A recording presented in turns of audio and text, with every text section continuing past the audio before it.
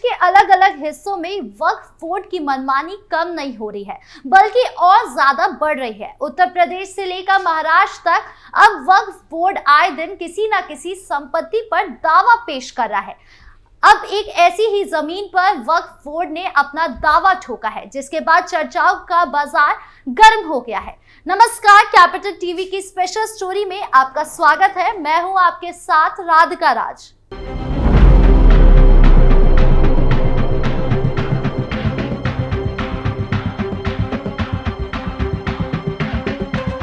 कई राज्यों में वक्फ बोर्डों ने गांव और बड़े बड़े होटलों, कॉलेजों को अपनी संपत्ति बताने के बाद वक्फ बोर्ड के इरादे खुलकर सामने आ गए हैं। इसके बावजूद वो रुकने का नाम नहीं ले रहे हैं। अब महाराष्ट्र वक्फ बोर्ड ने लातूर के 103 किसानों की जमीनों पर अपना दावा ठोक दिया है। उसने इन जमीनों के मालिक किसानों को नोटिस भी जारी किया है। पीड़ित किसानों का कहना है कि जिन जमीनों पर वो पीढ़ियों से खेती करते आ रहे हैं, उसे अब वक्फ हड़पना चाह रहा है। किसानों का आरोप है कि उनकी लगभग 300 एकड़ जमीन पर वक्फ बोर्ड की नजर पड़ गई है और उसे हड़प लिया। इसे खाली करने के लिए 103 किसानों को नोटिस दी गई है। इस मामले में दावा छत्रपति संभाजी नगर के महाराष्ट्र राज्य वक्फ न्यायाधिकरण के बाद दायर किया गया है। वक्फ बोर्ड की तरफ से भेजे गए नोटिस में कहा गया है कि लातूर के ताले गांव के किसान इन जमीनों को तुरंत खाली कर दे। नोटिस मिलने से घबराए किसानों ने सरकार और प्रशासन से उनकी जमीनों को बचाने के लिए मदद की गुहार लगाई है। किसानों का कहना है कि ये उनकी अपनी जमीन है, वक्फ बोर्ड का इसमें कोई हिस्सा नहीं है। नोटिस भेजे हुए लगभग 2 महीने हो चुके हैं। वक्फ बोर्ड का कहना है कि ये जमीनें गांव वालों को उसकी ओर से दी गई है और अब ये जमीनें उसे वापस चाहिए। अब कुछ ग्रामीणों का कहना है कि उनके पास इन जमीनों के निवासकालीन दस्तावेज मौजूद है। वहीं एक किसान ने हैदराबाद गटक दिखाया है और ये जमीन का दस्तावेज है। उसने बताया कि ये दस्तावेज उसके पास तब से है जब बीदर एक जिला था और उसी दौरान उसके पूर्वजों ने जमीन खरीदी थी। जिसके पास पेपर वही जमीन का मालिक।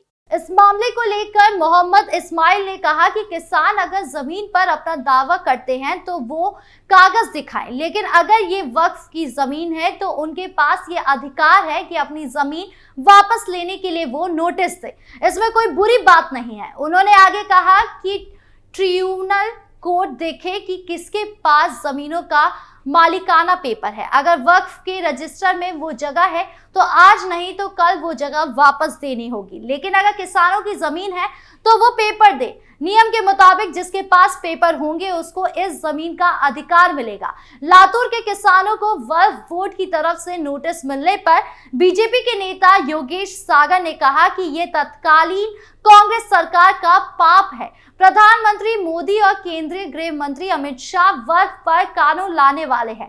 कांग्रेस ने वक्फ बोर्ड को अतिरिक्त शक्तियां प्रदान करने का पाप किया और देश इसके परिणाम को भुगत रहा है।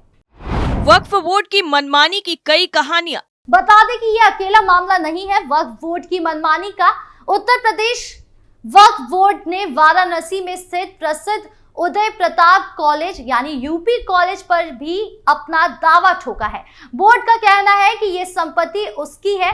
उदय प्रताप कॉलेज की स्थापना लगभग 115 साल पहले सन 1909 में भिंगा बहराइच उत्तर प्रदेश के राजा उदय प्रताप सिंह जुदेव ने की थी। साल 2022 में तमिलनाडु के वक्फ बोर्ड ने हिंदुओं के पूरे गांव को वक्फ संपत्ति बताते हुए उस पर अपना दावा ठोक दिया था। यहाँ 1500 साल पुराना एक मंदिर है, उसे भी वक्फ बोर्ड ने अपनी संपत्ति घोषित किया था। इस तरफ वक्फ बोर्ड ने 369 एकड़ भूमि पर अपना दावा ठोका है। हालांकि ग्रामीणों का कहना है कि ये जमीनें उनकी पुश्तैनी है। उन्होंने बोर्ड के दावे को फर्जी बताया। कर्नाटक में भी वक्फ बोर्ड ने वहां की 1200 एकड़ लगभग 2000 बीघा जमीन को शाह अमीनुद्दीन दरगाह का बताकर अपनी संपत्ति बताई है।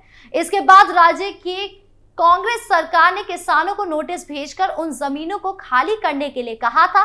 बाद में विजयपुरा जिले के टिकोटा तालुक स्थित होनवाड़ा गांव के किसानों ने इसकी शिकायत मंत्री MB पाटिल से की थी। वहीं बेंगलुरु का ईदगाह मैदान भी एक बड़ा विवाद है। सन 1950 में वक्फ बोर्ड ने इसे वक्फ संपत्ति बताते हुए अपना दावा ठोक दिया था। वक्फ का दावा यह है कि 1850 के दशक से वक्फ की संपत्ति थी, इसीलिए ये अब हमेशा के लिए वक्फ संपत्ति है। हालांकि ये विवाद अदालत में है और इस पर अंतिम निर्णय आना बाकी है। इस तरह बेंगलुरु में ITC विंडसर होटल पर भी वक्फ ने दावा ठोका था। इस तरह का मामला अप्रैल 2024 में हैदराबाद में आया था। तेलंगाना वक्फ बोर्ड ने राजधानी के एक नामी 5 स्टार होटल मेयट को भी अपनी जागीर घोषित कर दिया था। हालांकि हाई कोर्ट ने उसे मंसूबे को धाराशाही कर दिया था। दरअसल साल 1964 में अब्दुल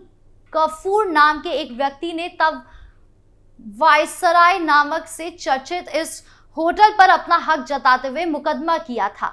इसी तरह गुजरात वक्फ बोर्ड ने सूरत नगर निगम की बिल्डिंग पर ही दावा ठोक दिया। अब ये वक्फ की संपत्ति है क्योंकि इस बिल्डिंग से जुड़े किसी भी दस्तावेज को अपडेट नहीं किया गया था। वक्फ के अनुसार मुगल काल के दौरान सूरत नगर निगम की इमारत एक होटल थी और हज यात्रा के दौरान इस्तेमाल की जाती थी। ब्रिटिश शासन के दौरान संपत्ति तब ब्रिटिश साम्राज्य की थी। इस तरह कोलकाता के टॉलीगंज क्लब और रॉयल कोलकाता गोल्फ क्लब को भी वक्फ बोर्ड ने अपनी संपत्ति बताई थी। इसके अलावा भी देश के विभिन्न हिस्सों में कई ऐसी संपत्तियां हैं जिन पर वक्फ बोर्ड अपना दावा ठोकता है और उन्हें वक्फ संपत्ति बताता है। ये सारे मामले विवाद के घेरे में है। अब इन संपत्तियों के राष्ट्रीयकरण की मांग होने लगी है। करीब 5 साल पहले 2019 में वक्फ बोर्ड ने दावा किया था कि केरल में चेराई और पिललकार के इलाके की संपत्ति है।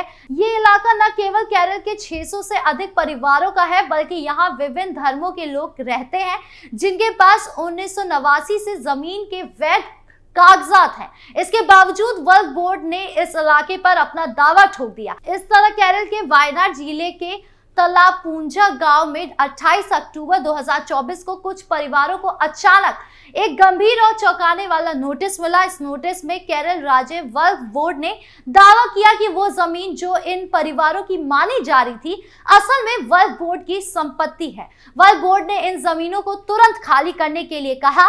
वक्फ बोर्ड भारत सरकार के अंतर्गत आने वाले स्मारकों पर भी दावा करता है। कई स्मारकों तो उसके कब्जे में भी है। ASI ने वक्फ संशोधन बिल को लेकर गठित JPC को ऐसे 120 स्मारकों की सूची दी जो उसके अधीन है, लेकिन वक्फ बोर्ड उन पर दावा करता है। कई संपत्तियां तो वक्फ के कब्जे में है। इसका उदाहरण यूपी के संभल का विवादित जामा मस्जिद है, जिसे हिंदू हरिहर मंदिर बताते हैं। ये संपत्ति ASI के अधीन है, लेकिन उन्हें परिसर में घुसने तक नहीं दिया जाता। इसका निरीक्षण करने के लिए ASI की टीम को पुलिस प्रशासन से मदद लेनी पड़ी।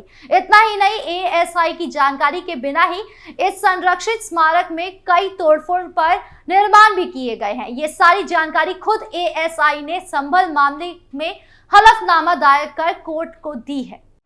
क्या है वक्फ बोर्ड? वक्फ का मतलब है अल्लाह के नाम, यानी ऐसी जमीनें जो किसी व्यक्ति या संस्था के नाम नहीं है। वक्फ बोर्ड का एक सर्वेयर होता है, वही तय करता है कि कौन सी संपत्ति वक्फ की है, कौन सी नहीं।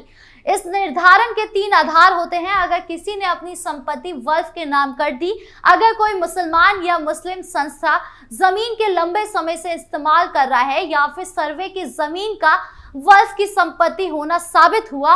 वक्फ बोर्ड मुस्लिम समाज की जमीनों पर नियंत्रण रखने के लिए बनाया गया था, जिससे इन जमीनों के बेजा इस्तेमाल को रोकने और गैरकानूनी तरीकों से बचने पर रोक के लिए बनाया गया था।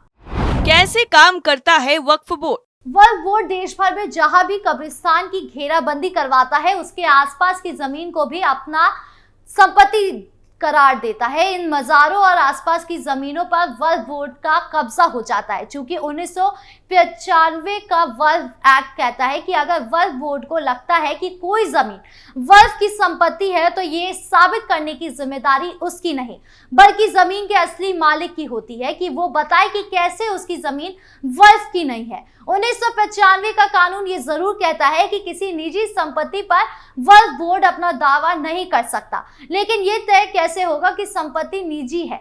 अगर वक्फ बोर्ड को सिर्फ लगता है कि कोई संपत्ति वक्फ की है तो उसे कोई दस्तावेज या सबूत पेश नहीं करना है।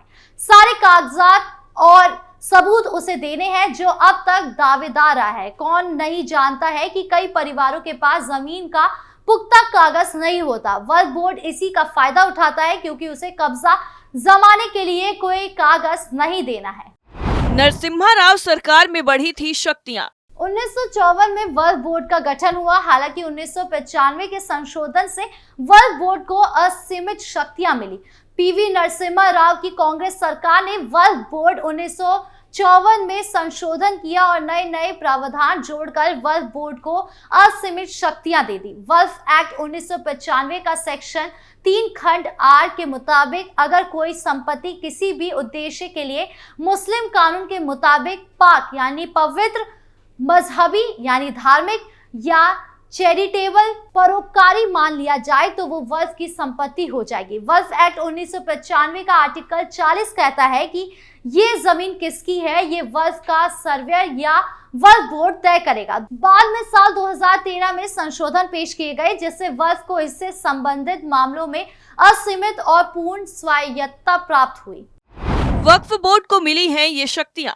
अगर आपकी संपत्ति को वक्फ की संपत्ति बता दी गई है और आप उसके खिलाफ कोर्ट नहीं जा सकते, आपको वक्फ बोर्ड से ही गुहार लगानी होगी। वक्फ बोर्ड का फैसला आपके खिलाफ आया तब भी आप कोर्ट नहीं जा सकते, तब आप वक्फ ट्राइब्यूनल में जा सकते हैं। इस ट्राइब्यूनल में प्रशासनिक अधिकारी होते हैं, उसमें गैर मुस्लिम भी हो सकते हैं। वक्फ एक्ट का सेक्शन 85 कहता है कि ट्राइब्यूनल के फैसले को हाई कोर्ट या सुप्रीम कोर्ट में भी चुनौती नहीं दी जा सकती। देश में एक सेंट्रल वक्फ बोर्ड और 32 स्टेट बोर्ड है। केंद्रीय अल्पसंख्यक कल्याण मंत्री सेंट्रल वक्फ बोर्ड का पदेन अध्यक्ष होता है। अब तक की सरकारों में वक्फ बोर्ड अनुदान दिया जाता है। मोदी सरकार में भी वक्फ को लेकर उदारता दिखाई गई। सेंट्रल वक्फ बोर्ड ने नियम बनाया कि अगर वक्फ की जमीन पर स्कूल, अस्पताल आदि बनते हैं तो पूरा खर्च सरकार का होगा। ये तब हुआ जब मुख्तार अब्बास नकवी के अल्पसंख्यक कल्याण मंत्री थे। स्पेशल स्टोरी में फिलहाल के लिए इतना ही। बाकी की खबरों के लिए देखते रहिए कैपिटल टीवी।